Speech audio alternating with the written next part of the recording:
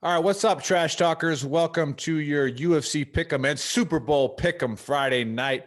I'm here with the Mad Russian Bill Pearson, and then of course Triggered Joe Britson. Now we have to address Tanner Port. We address him on every show. He pretty much lives rent free in our heads. I don't know if he does that intentionally, but he's there. And he commented on the recording from the last Pick'em, and he goes, "This didn't age well." And I was like, well, it did. It aged pretty well. So for all you gambleaholic guys out there and girls, you don't have to bet parlays. Just I want you guys to understand that. These guys give you the picks. Now, VTT Nation, we lost. We lost last week, all right, because we went big on some parlays, right? And it just takes one fight to go the other way and you lose the parlay, for those who don't know how to bet. So listen to their locks, bet a couple of them, you're going to make some money. Now in football, I was 50%. So if you parlayed both games, you lost, right? That's just the way it is. All right. If you bet some of the other options I gave you, like the overs, the unders, and that kind of thing, you might have did all right. And I was pretty much spot on of what was going to happen in those games, right? I said that Buffalo wasn't ready to win yet. And Josh Allen looked the worst he did all year, because he just wasn't ready yet. He's young. He's going to get there, and he's going to win a lot in his career as long as he stays healthy. Tom Brady, I'm mad because I'm a Packer fan, right? But Aaron Rodgers was getting kind of hot in the game, right? He had a big game, much better game than Tom Brady. And he goes to Zadarius Smith. That's a hard word to say. Zadarius. So dude had a good game, man. That guy's like the next Golden Tate. He's a workhorse, man. Rodgers goes to Zadarius on the sideline and says, "Get me a stop." Right? And so I'm like, oh, dang. Rodgers got in Zadarius' face, told him to get the defense to get a stop. Well, they intercepted 3 straight passes in a row from Tom Brady. He didn't get you one stop, Aaron. He got you 3 in a row. Mm-hmm. All right? So, and Jair Alexander is the best cornerback in the league. Tom Brady threw at him 5 times, 0 completions, 2 picks. Okay? The defense did its job. Who's the receiver from Green Bay that I just confused Zadarius Smith with? Marquez Valdez-Scantling. No, the other one. The one he had a really good game. Alan Lazard. That's it, Lazard. Okay. Lazard. Yeah, and then even the interception that Rodgers threw was defensive pass interference. He's like a Hines Ward type, man. The dude gets in there and he's big. Good run blocker. He's very big. Well, I mean, as far as he's real super physical as far as when he's not running routes too. Yeah, and so again, I'm going to get into the whole Tom Brady thing because I know it irritates people, right? And I just want you to think about it because you guys are the cult followers of Tom Brady. They can't get past the team achievement of 6 Super Bowls. They can't get past it. Like, oh, he's the greatest because of 6 Super Bowls. Now, I believe that maybe John Elway is the only one that rivals Tom Brady as the best to ever play the position. Okay? John Elway ran into the Montana West Coast offense train. All right. That team was just better than any team John Elway could have quarterbacked. The only way John Elway was going to win 6 Super Bowls is if he played for the 49ers. Right? I got a question for you, Nick. Are you saying that? Yeah, I'm saying that Tom Brady. The 49ers win as many titles with Elway as they did with Montana? Yeah, they win more, I think. Yeah, Elway was the first round draft pick pitcher. I actually 100% agree with that, man. Elway was a freakishly good runner when he was young too. He could fly. And Montana had incredible receivers. One of the best that ever played. I mean, and again, it's a team game. They had one of the best safeties of all time. Right? Ronnie Lott was like a hero of mine watching him when I was a kid. Tell the Ronnie Lott story, Nick. Do we have time for it? We do. Pinky. With the finger. The pinky. Right? Yeah. He dislocated and broke his finger so bad. Awesome story. That they were like, hey, I got to get out of the game. He goes, cut it off. Yeah. And like, what? Cut it off. I'm in the game. Cut it off. Like, so, I mean, you got a guy like that on your team. It's a pretty good team. It's a really cool picture of him doing the thinking man and that pinky. And it's like this right here, Bill. It's nubbed off. And he's just. Yeah. Yeah. So again, when I post something on Facebook to troll a little bit, I know it's going to work. Like I said, I'm a Facebook terrorist. All right. So I literally said, why are they comparing Patrick Mahomes to Tom Brady? Patrick Mahomes, in every physical stat and skill, is better than Tom Brady. Then from Pee Wee football on, you could put Tom Brady in Pee Wee football, middle school, high school, college, pros. Patrick Mahomes at every level is more talented and more skilled. But that doesn't mean you win, right? So that's Brady why I say better at than Mahomes. Brady's not better than anything than Mahomes is, as far as on paper. As it pertains to the game and getting the W, what's he got in well, advantage? We don't know yet because the Chiefs had 4 playoff wins in 45 years. And since he's been there, he's got 6. And I'm pretty sure Mahomes has never played in a wild card game yet. So like the dude is like 45-6 or 45-9 as a starting quarterback. Just bringing experience, so he'll be calmer in the late fourth quarter. Sure. Like, but that's skill wise. Mahomes is an animal. So I'm not. Yeah. But then people right away start arguing Tom Brady's wins and his ability to play the position of quarterback. All right. Now look at Larry Bird as a power forward or as a small forward. Right. Was he the most flashiest guy on the court? Was he the most athletic? Was he the most skilled? Probably not, but put up his numbers against LeBron. He's better than LeBron. Right? I would take LeBron because of LeBron's skill. Okay? So if I'm playing a backyard basketball game, I'm drafting LeBron if I get the first pick. You can take Larry. That's fine. If I am playing in a backyard football game, I'm taking Patrick Mahomes. In fact, I'm taking probably 15 other quarterbacks before I pick up Tom Brady. Now, if I'm able to draft a bunch of receivers and running backs to protect Tom Brady, then I'm going to take Tom Brady. And Bill Belichick said that. He's like, I don't draft quarterbacks based off of their 40 times, their arm strength. He's like, I want one that's accurate. And I want one that doesn't throw the ball away. Right? Like, I want him to throw it to the running back in the flat. And I know it might only get 3 yards, but that's what I want. Aaron Rodgers can't do that. It's in his head. He just won't do it. He's gonna scramble around and huck it as far down the field as he can. He's got too much Favre in him. Exactly. Well, but those are those guys that they have that talent. So that's how they grew up playing. Throwing home runs. Tom Brady grew up playing the position of quarterback and understanding how to win. So he's the best that I've seen play quarterback. And I was young to watch John Elway play, but John Elway was a smart guy, went to Stanford, was a first-round draft pick in baseball, was a first-round in football. Dude was an athlete, man. Like his skill was way better than Tom Brady. It's not even on the same chart. No, one guy's the first pick of the draft, the other guy's 6th round. That's the skill level, right? Now the ability to play the position is different. Anyways, that being said, I'm going with the talent on Sunday. All right. The Chiefs, my money's already put down. The Chiefs are going to roll. All right. Take the over. If you're too iffy to bet, take the over. Now it's scary taking over in the Super Bowl because defenses show up in Super Bowls because there ain't no other game. They're going to run every package they can and they're going to come at it. So again, I got the Chiefs. I got the Chiefs by at least a touchdown. They are just unbelievable. Unbelievable. And their defense isn't slouching either.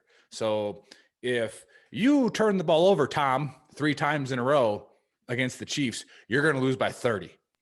Okay? Chiefs have way too many offensive weapons.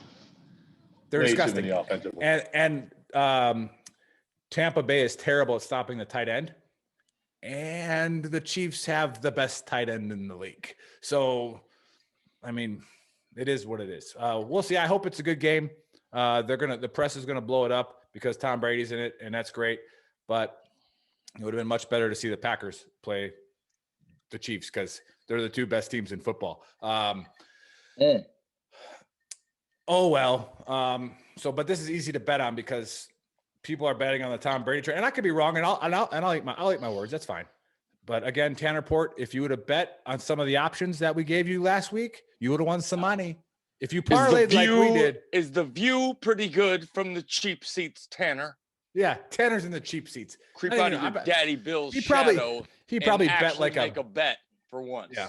I want to say, last minute, I made us some last minute money just to save our asses a little bit. So, all right, so now we'll go to UFC, and yeah, let's do it. Let's do it. Now we're gonna go a little different with this fight card. All right, what do we got here? We got 1, 2, 3, 4, 5, 6 fights on the main card. Now, because we want you to win some money, we're going to rotate back and forth between the Mad Russian and Trigger Joe, because the Mad Russian's still in the lead on the little gambling game they got. So the champ, the Mad Russian, who do you got? Who is your first lock that you want to pick?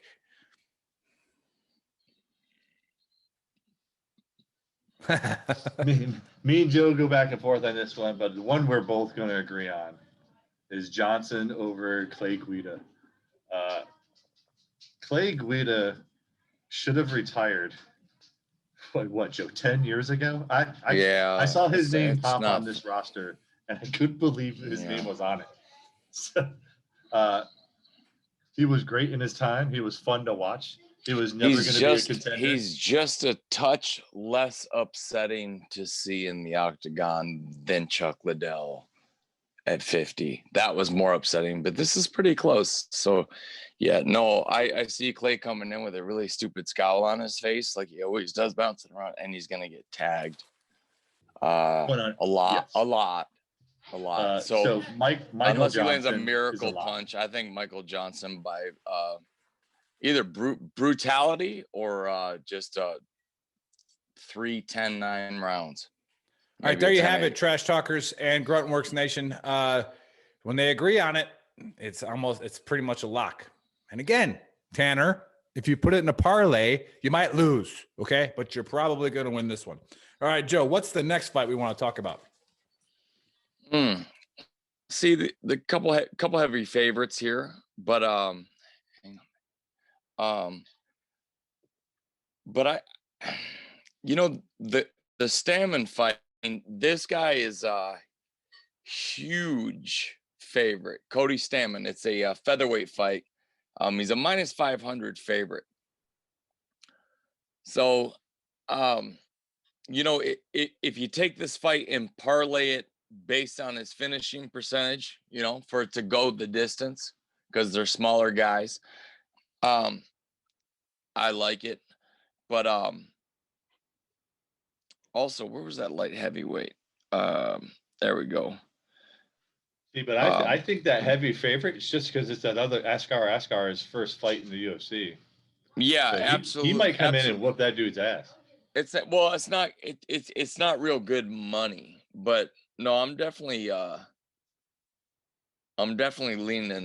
leaning his direction. But this light heavyweight fight, there's some good money on that, and I don't know why I'm going with this, but I'm going with the upset in the Marquez Rodriguez fight. It's the final fight of the prelims before the main card. Rodriguez is a minus 240 favorite. Marquez is a plus 200.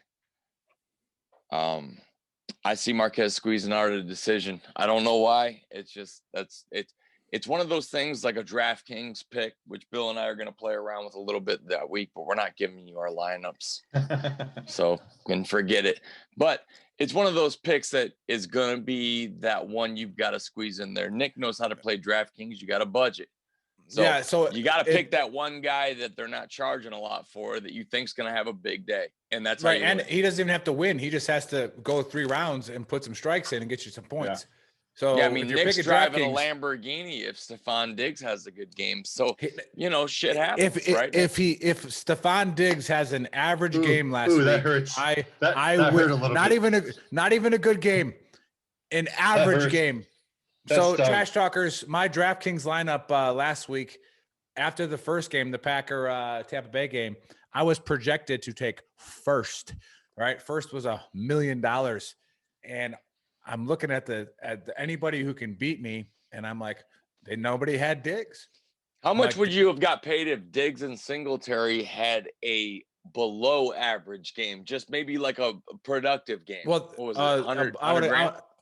have made 6 figures if they would have put up 10 points apiece. They would have put up 10 Jaish. points apiece. I would have had 6 figures. And Jaish. they didn't. So, I mean, Singletary averaged 140 yards, 120 yards from scrimmage every game. It's Trash Talk Nation. If you think it's funny to talk shit in these moments, something's wrong with you. Place. Something's wrong with you. Something's wrong. Something's really, really wrong with you. And welcome. All right, Bill, what's the next fight we're talking about? Actually, the next one's another heavy favorite. It's going to be the Corey Sandhagen Frankie Edgar fight. I'm taking Sandhagen all day. Edgar's on the downslope. Still a good fighter. He'll still come in and surprise someone, but Sandhagen's going to work this dude out. Edgar's going to come in hard and fast early, and Sandhagen's going to weather it, and Sandhagen's going to take him out. I think it's going to be another high kick, Bill. Yeah, so another solid lock is Corey Sandhagen for sure. All right, lock Sandhagen. Now, I know you guys look at the prop bets for you guys that are, because Sandhagen's a heavy favorite, right? Was it probably like plus 400 or 500 or minus 400 or 500? Plus 410. Minus 410, I mean. Yeah, minus 410. So what's the prop bet for a knockout, right? Are we calling Sandhagen in a knockout? Or what we got? Maybe over under? Because that'll pay you more. Like no, wait, hang on. Damn it, Bill. Because they flip-flopped this to the main. And now it's not, and now it's a 3-rounder. Because I thought they flip-flopped it and made it the main event. But if this is a 3-rounder, I'd say Sandhagen finishes. God, Frankie's so durable, man. But you know what? No. If you saw what Sandhagen did to Moraes, his high kick is lethal, and Frankie likes to bang too much. He's too short. That's another thing. Big reach advantage. Sandhagen likes to kick, and when he lands on the head, it's over. So I'm saying Sandhagen by knockout, and there's where you make a little bit of money out of that one. Yes, but anyways, if you want to bet the lock, just bet Sandhagen like the Mad Russian said. But again, if you bet $50 on him, you're going to win 15. All right, but hey, it's $15. So that's just the way it is. All right, Joe, do we have another lock that we want to talk about? Yes.